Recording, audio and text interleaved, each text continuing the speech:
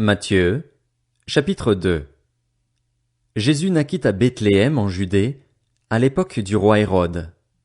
Or, des mages venus d'Orient arrivèrent à Jérusalem et dirent: Où est le roi des Juifs qui vient de naître?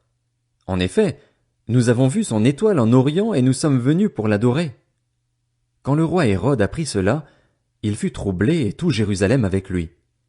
Il rassembla tous les chefs des prêtres et spécialistes de la loi que comptait le peuple et leur demanda où le Messie devait naître. Ils lui dirent: À Bethléem en Judée, car voici ce qui a été écrit par le prophète. Et toi, Bethléem, terre de Juda, tu n'es certes pas la plus petite parmi les principales villes de Juda, car de toi sortira un chef qui prendra soin d'Israël, mon peuple.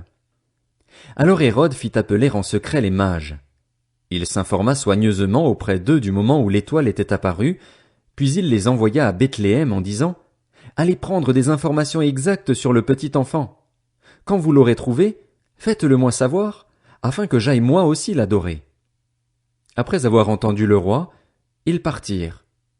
L'étoile qu'ils avaient vue en Orient allait devant eux jusqu'au moment où, arrivée au-dessus de l'endroit où était le petit enfant, elle s'arrêta. Quand ils aperçurent l'étoile, ils furent remplis d'une très grande joie.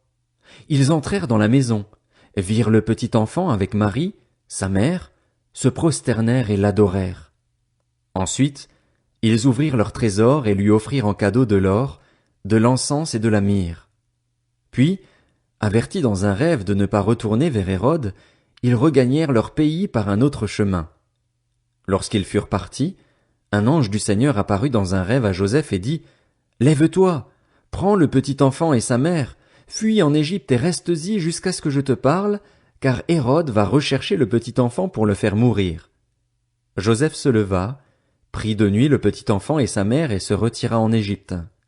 Il y resta jusqu'à la mort d'Hérode, afin que s'accomplisse ce que le Seigneur avait annoncé par le prophète: J'ai appelé mon fils à sortir d'Égypte.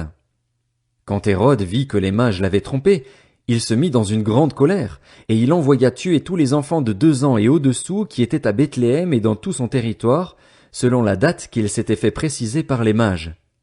Alors s'accomplit ce que le prophète Jérémie avait annoncé. On a entendu des cris à Rama, des pleurs et de grandes lamentations. C'est Rachel qui pleure ses enfants et n'a pas voulu être consolée, parce qu'ils ne sont plus là.